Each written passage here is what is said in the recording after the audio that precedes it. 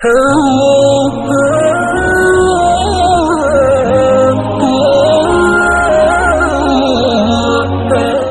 الله الرحمن الرحيم. الحمد لله الذي لم يتخذ ولدا ولم يكن له شريك في الملك ولم يكن له ولي من الذل وكبره تكبيرا، والصلاة والسلام الأتمان الأكملان على سيدنا وحبيبنا ونبينا وقدوتنا ومولانا محمد بن عبد الله وعلى آله الطيبين الطاهرين ومن تبعهم بإحسان إلى يوم الدين، أما بعد. قال الله تبارك وتعالى: أعوذ بالله من الشيطان الرجيم، بسم الله الرحمن الرحيم. يا أيها الذين آمنوا لا تخونوا الله والرسول وتخونوا أماناتكم وأنتم تعلمون. وقال تعالى: والذين هم لأماناتهم وعهدهم راعون. صدق الله مولانا العظيم. وعن أنس بن مالك رضي الله عنه قال: قال رسول الله صلى الله عليه وآله وسلم: لا إيمان لمن لا أمانة له، أو كما قال عليه الصلاة والسلام. اللهم صل على سيدنا ومولانا محمد وعلى آل سيدنا ومولانا محمد وبارك وسلم. اللهم صل على سيدنا ومولانا محمد وعلى آل سيدنا ومولانا محمد وبارك وسلم. اللهم صل على سيدنا ومولانا محمد وعلى آل سيدنا ومولانا محمد وبارك وسلم. قابل احترام بزرگوں، عزیز دوستوں اور بھائیوں، گزشتہ 2-3 جمعوں سے ہمارا جو موضوع گفتگو چل رہا ہے وہ موضوع ہے معاشرتی خامیوں کے حوالے سے. آپ جانتے ہیں اور آپ کے ذہن میں بات مستحضر ہوگی کہ مستقل 2-3 جمعوں سے یہ عاجز عرض کر رہا ہے کہ ایمان کی تکمیل صرف عبادات کی تکمیل پر منحصر نہیں ہے، بلکہ ایمان کی تکمیل کے لیے عبادات ہی کی طرح معاملات کی صفائی اور اخلاق کی تکمیل ضروری ہے. معاملات اور اخلاق، اور خاص طور پر معاشرتی اخلاق، معاشرتی معاملات، جب تک اس میں ہم مکمل نہیں ہوں گے ایمان ہمارا وہ مکمل نہیں ہو سکتا. آج کا جو موضوع گفتگو ہے وہ بھی اسی طریقے سے ہماری معاشرتی جو خامیاں عموماً پائی جاتی ہے اسی کی طرف کچھ نشاندہی کرنا ہے. اس سلسلے میں میں نے ابھی خطبے میں سورۃ انفال کی ایک آیت مبارکہ تلاوت کی ہے اور اس کے ساتھ ساتھ سورۃ المؤمنون کی ایک آیت مبارکہ پڑھی ہے. سورہ انفال کی جو آیت میں نے پڑھی ہے اس میں اللہ تبارک و تعالیٰ نے مومنین کو، مسلمانوں کو 3 طرح کی خیانتوں سے بچنے کا حکم دیا ہے. کتنی طرح کی؟ 3 طرح کی خیانتوں سے بچنے کا حکم دیا ہے. ہمارے ذہن میں خیانت کا بس ایک ہی مفہوم ہوتا ہے عموماً. کیا ہوتا ہے کہ ہمارے پاس اگر کسی نے کوئی امانت رکھی تو ہم اگر اس امانت کو صحیح طریقے سے ادا نہیں کرتے ہیں تو ہم سمجھتے ہیں کہ وہ خیانت. یقیناً یہ بھی خیانت ہے، لیکن یہی ایک خیانت نہیں ہے. خیانتیں اس کے علاوہ اور بھی بہت ساری ہیں. جو آیت میں نے پڑھی اس میں اللہ تعالیٰ نے 3 طرح کی خیانتوں سے منع کیا ہے. پہلے نمبر پر اللہ تعالیٰ نے فرمایا: یا ایھا الذین آمنوا لا تخونوا اللہ. ایمان والو، اللہ کے ساتھ خیانت نہ کرو. اب اللہ کے ساتھ خیانت کیا ہے؟ پہلے تو یہ سمجھیے کہ خیانت کیا ہے. خیانت کہتے ہیں اصل میں جو اس کے لفظی معنی ہے دھوکہ دینا، چھپا دینا، کسی کی کوئی چیز کو چرا لینا، حقوق کو ضائع کرنا، حقوق کو تلف کرنا، یہ ہوتا ہے خیانت. اللہ تعالیٰ نے اس آیت میں فرمایا کہ ایمان والو، اللہ کے ساتھ خیانت نہ کرو، تو اس کا کیا مطلب؟ مطلب یہ ہے کہ اللہ تعالیٰ نے جو اوامر دیے ہیں، جو فرائض دیے ہیں، جو احکامات دیے ہیں، ان فرائض کو، ان احکامات کو اور ان اوامر کو صحیح طریقے سے بجا لانا، یہ جو ہے امانت داری ہے۔ اور اگر مان لیجئے کہ کوئی بندہ اپنے اوامر میں، فرائض میں، واجبات میں اور اللہ کی طرف سے دی ہوئی شریعت کے ذریعے احکامات میں کچھ کوتاہی کرتا ہے، تو مطلب یہ ہوا کہ یہ بندہ براہ راست اللہ کے ساتھ خیانت کرنے والا ہے۔ اور اللہ کے ساتھ خیانت کرنے والا پنپ سکتا ہے؟ اللہ کے ساتھ جنگ کرنے والا پنپ سکتا ہے؟ اب ہم اپنا جائزہ لیں ہم۔ اچھا، اور ایک معنی ہے اس کے، اللہ کے ساتھ خیانت کرنے کے اور ایک معنی ہوتے ہیں۔ وہ کیا معنی ہے؟ کہ یہ جو دل ہے اللہ نے ہمیں دیا ہے، یہ دل کس لیے دیا ہے؟ یہ دل اللہ نے اس لیے دیا ہے کہ اس دل میں ہم اللہ کے علاوہ کسی اور کو جگہ نہ دیں، غیر اللہ کی عظمت ہمارے دل میں نہ ہو، غیر اللہ کی محبت ہمارے دل میں نہ ہو، غیر اللہ کا خوف ہمارے دل میں نہ ہو۔ صرف ایک اللہ جب اس دل میں آ گیا، اس کی عظمت اس دل میں آ گئی، تو اب اگر اس دل کے ذریعے سے کچھ ایسی چیزیں نکلتی ہے جس سے ظاہر ہوتا ہے کہ اس نے اپنی کامیابی کا انحصار فلاں کے وسیلے کو بنا لیا، اس نے اپنی کامیابی کا اس انحصار فلاں شخص کی دعاؤں کو بنا لیا، اس نے جو ہے اپنی کامیابی کا انحصار فلاں جگہ پر جا کر کچھ نظر و نیاز کرنے پر موقوف سمجھا، تو یہ کیا ہوگی؟ یہ خیانت۔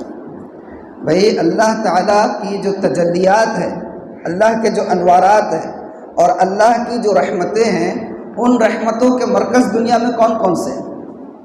براہ راست اللہ کی جو تجلیات نمودار ہوتی ہے وہ کہاں ہوتی ہے؟ کہاں؟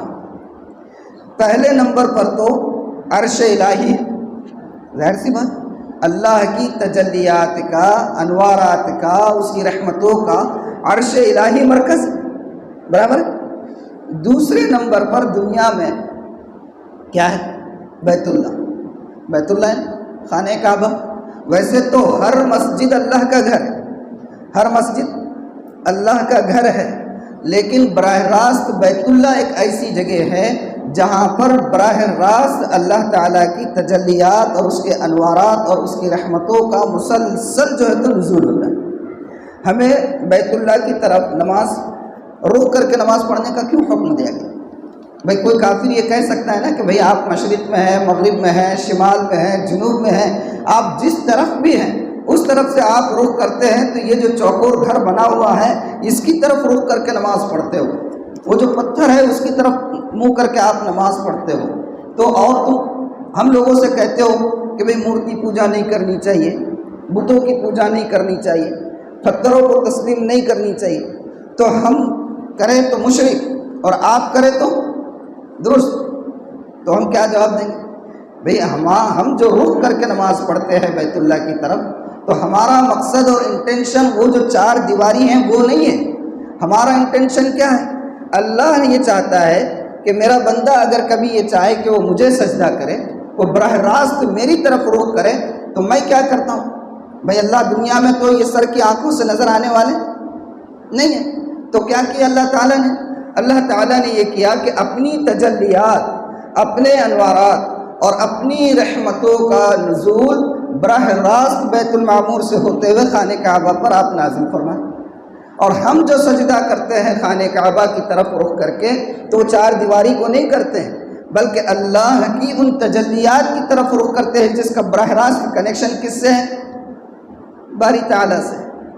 تو ایک ہو گیا عرش، دوسرا ہو گیا بیت اللہ جہاں پر اللہ کی تجلیات وارد ہوتی ہے، اور ایک جگہ ہے جہاں پر اللہ کی تجلیات اور اس کے انوارات اور اس کی رحمتیں نازل ہوتی ہیں، اور وہ کون سی جگہ ہے؟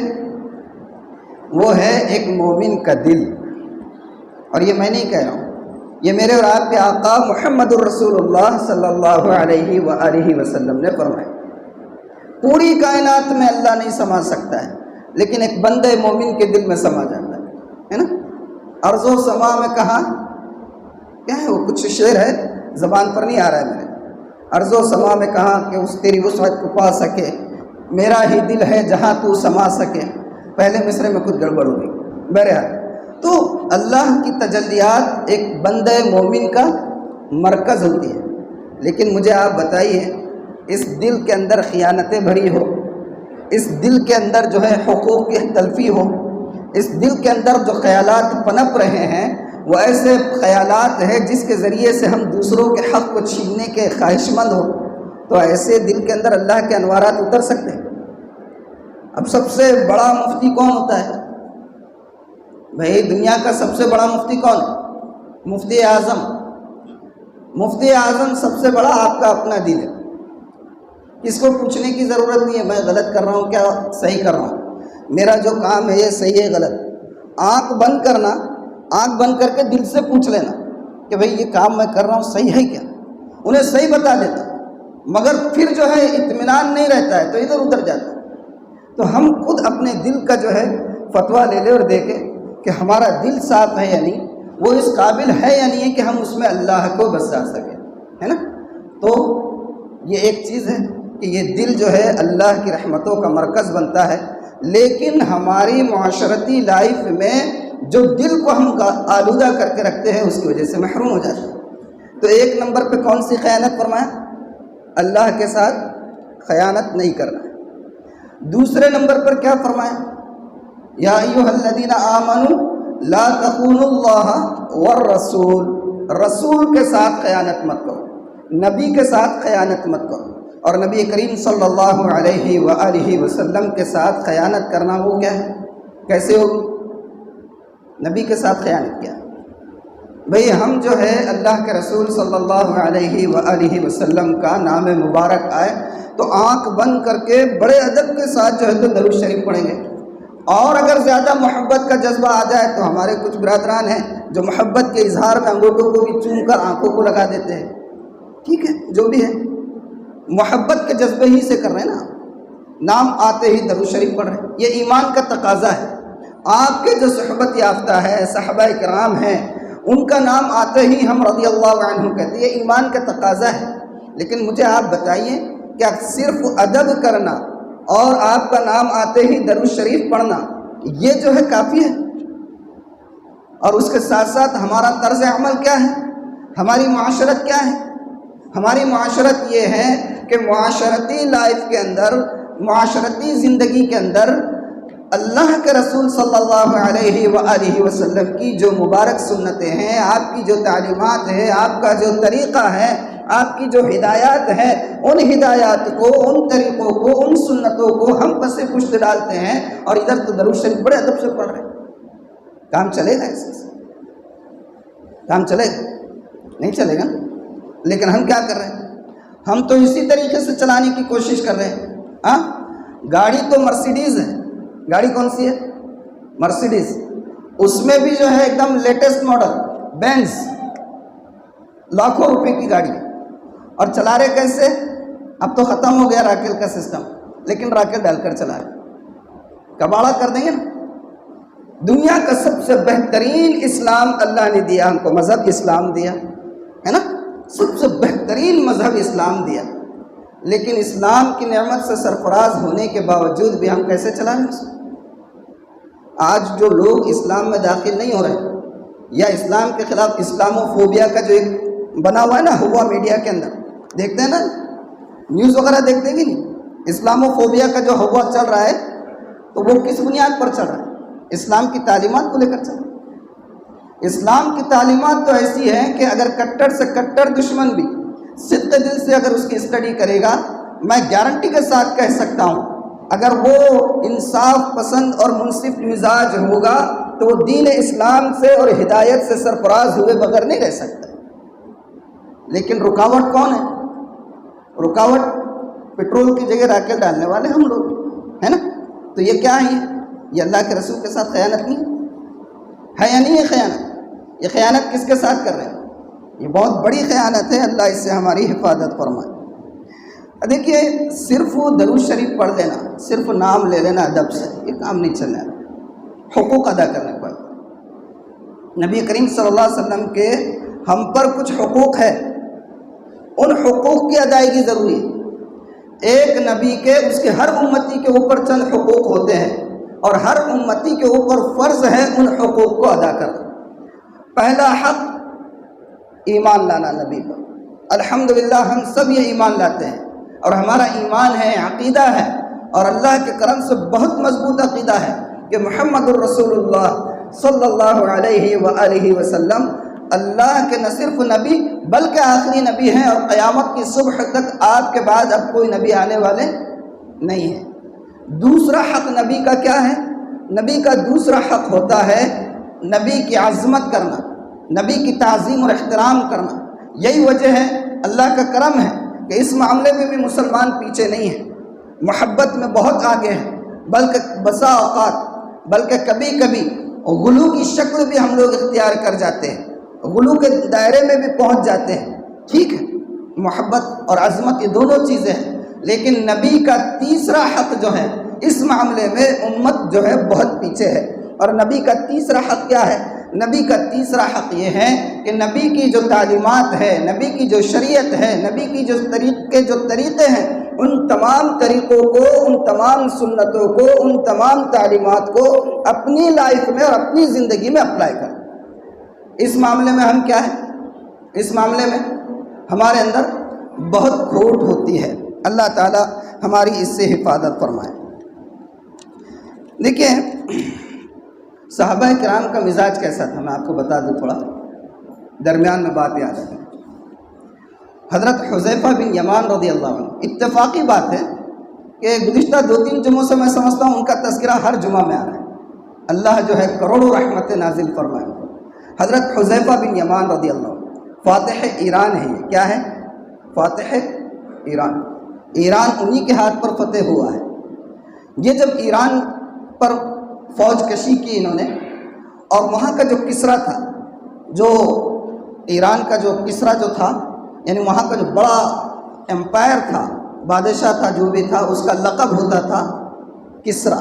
اسی طریقے سے جیسے فرعون ہے نا، فرعون، میں نے آج صبح کی تفسیر میں بھی بتایا کہ فرعون پرٹیکولر کسی بادشاہ کا نام نہیں ہوتا، بلکہ اس ایرا میں اور اس دور میں جو بھی بادشاہ ہوتا تھا اس کو کیا کہتے تھے؟ فرعون کہتے تھے۔ ایک مثال میں نے دی تھی صبح میں، جیسے ہمارے پاس دکن کے اندر، دکن میں والی دکن جو بھی ہوتا تھا اس کو نظام کہا جاتا تھا، نام نہیں تھا، نظام نام نہیں تھا، لقب۔ جو بھی بادشاہ وہاں کا والی بنتا تھا، نظام ہے نا۔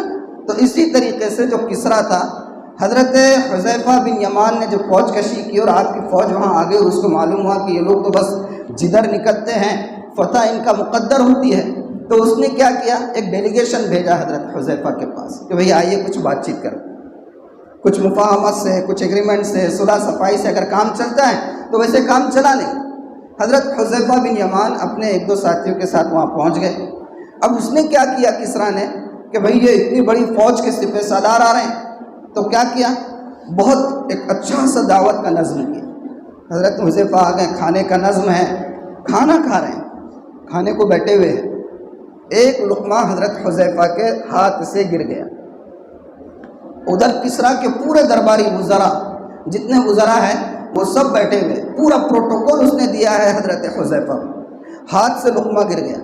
حضرت حذیفہ نے لقمہ اٹھایا اور لقمہ اٹھا کر کھانے کی کوشش کر، آپ کے ساتھ جو تھا اس نے ایسے کونی سے مارا، اشارہ کیا اور اشارہ کر کے کہا کہ یہ یہاں کا سپر پاور ہے پورے ایران کا، پورے ایران میں نہیں بلکہ تقریباً پورے علاقے میں اس کی ایک دھاگ بیٹھی ہوئی ہے۔ اگر آپ یوں لقمہ اٹھا کر کھائیں گے تو وہ کیا سوچیں گے کہ یار یہ یہاں تک آ گئے ملک فتح کرنے اور اتنے نادیدے ہیں، کھانے کو ملتا ہے کہ نہیں، نعوذ باللہ، کہ اٹھا کے لقمہ کھا رہے ہیں۔ تو حضرت حذیفہ کے الفاظ حدیث کی روایتوں میں آتے ہیں، حضرت حذیفہ نے فرمایا اَأَتْرُكُ سُنَّةَ حَبِيبِ لِهَؤُلَاءِ الْحُمَقَاء، کہ کیا میں ان بے وقوفوں کی وجہ سے میرے محبوب کی سنت کو چھوڑوں؟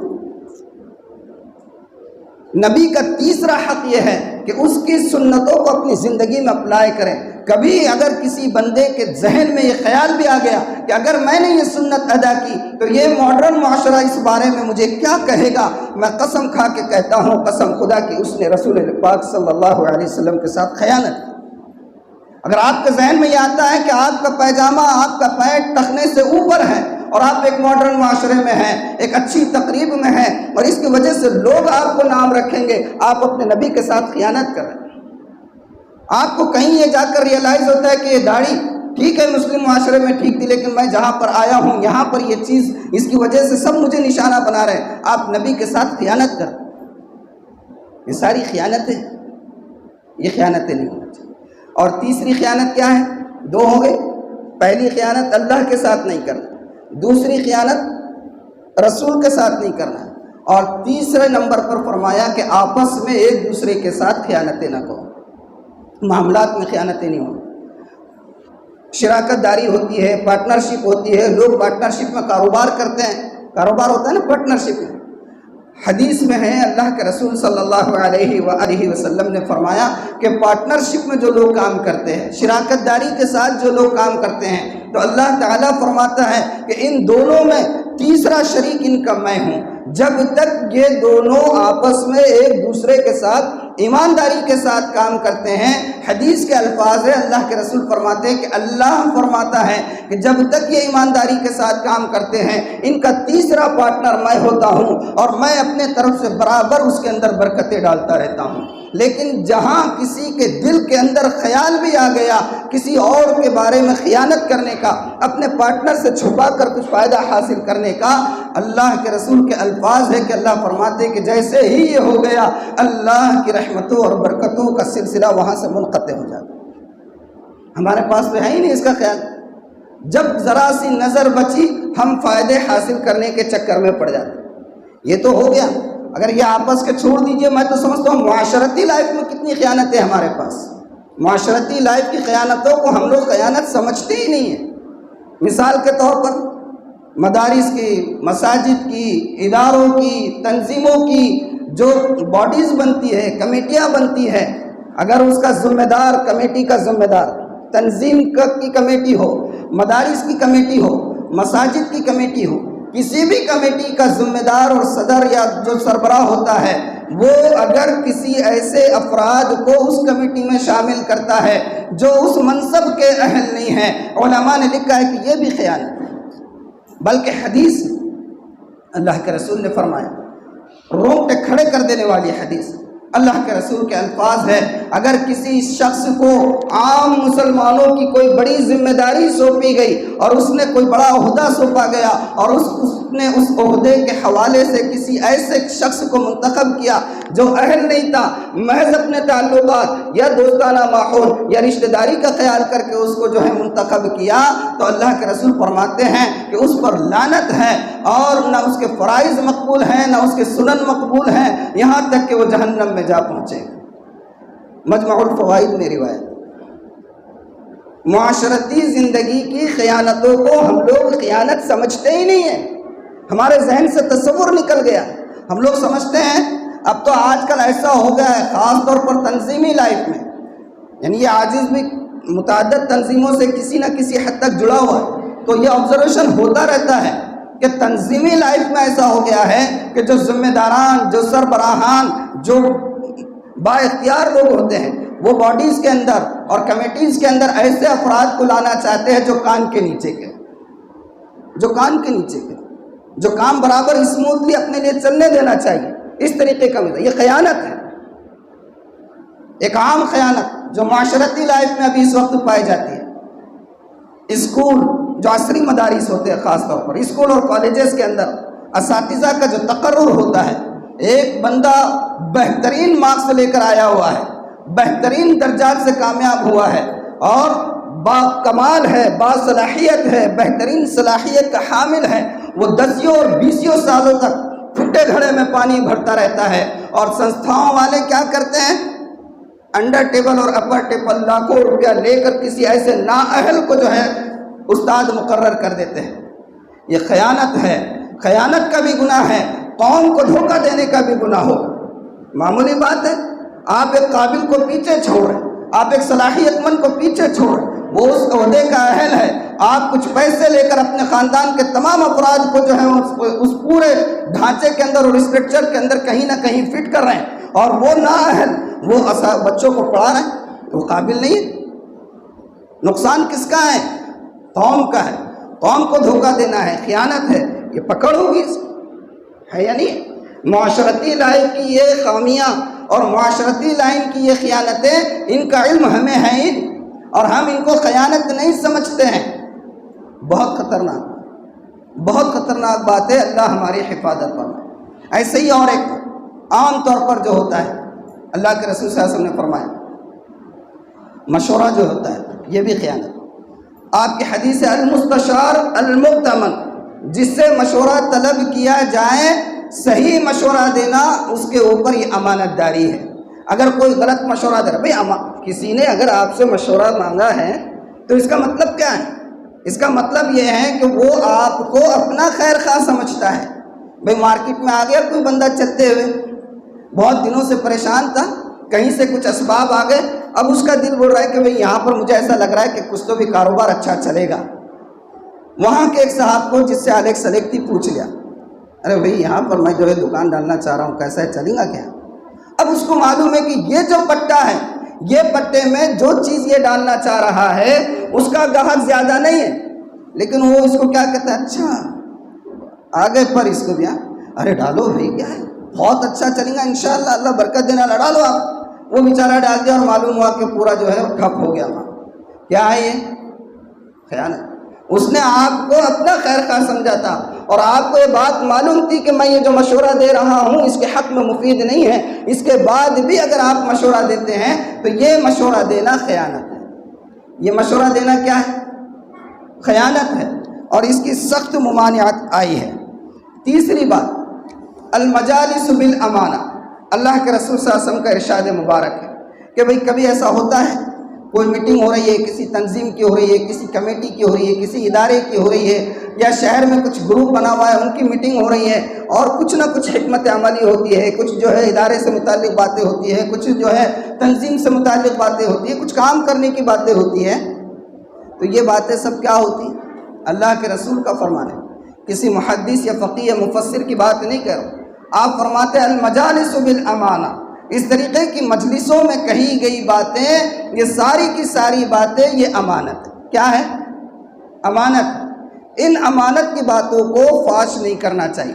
اگر کوئی بولتا ہے، بھئی ہو سکتا ہے کہ جن لوگوں نے باتیں کی ہے اس کو محبت میں بلایا ہو، اس کو سمجھا ہو کہ یہ بھئی ہمارے کام آ سکتا ہے، کچھ کام کرے گا، ادارے کا فائدہ کرے گا، اس لیے بلایا ہوگا۔ اب انہوں نے ایک اسٹریٹجی بنائی اور انہوں نے کوئی حکمت عملی بنائی اور اس نے جا کر اس حکمت عملی کو کہیں اور بول دیا، اور اس کی وجہ سے معلوم ہوا کہ ادارے کو، تنظیم کو، فرد کو، کسی خاص کام کو نقصان ہو جاتا ہے۔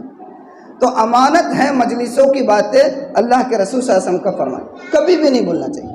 لیکن آپ نے خود مستثنا کر دیا ہے 2-3 باتوں۔ حدیث مبارک اللہ کے رسول نے فرمایا، کیا فرمایا؟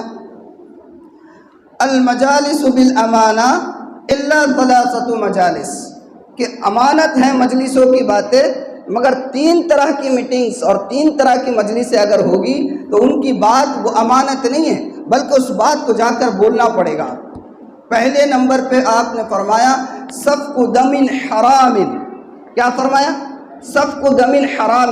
اگر کسی مجلس کے اندر کسی شخص کے ناجائز مارنے کی بات چل رہی ہے، کسی کو غزن پہنچانے کی بات ہو رہی ہے ناجائز طور پر، کسی کو قتل کرنے کی بات ہو رہی ہے، الفاظ اللہ کے رسول کے سفک دم حرام، ناجائز طور پر کسی کو مارنے یا قتل کرنے کی کوئی کنسپائریسی کر رہا ہے، مشورہ کر رہا ہے، تو اگر آپ نے ایسی بات سنے تو اس کی جان بچانے کے لیے اس بات کو جا کر بولنا زیادہ بہتر ہے، چھپانا نہیں۔ دوسرے نمبر پر آپ نے فرمایا فرج حرام، اگر کسی دوشیزہ کی، کسی باحیا خاتون کی عصمت ریزی کے حوالے سے یا آبرو ریزی کے حوالے سے یا کسی کے اوپر چھینٹے اڑانے کے حوالے سے کچھ بات ہوتی ہے تو اس کو آگاہ کرنا، یہ بھی جو ہے خیانت نہیں ہے اور امانت کے خلاف نہیں۔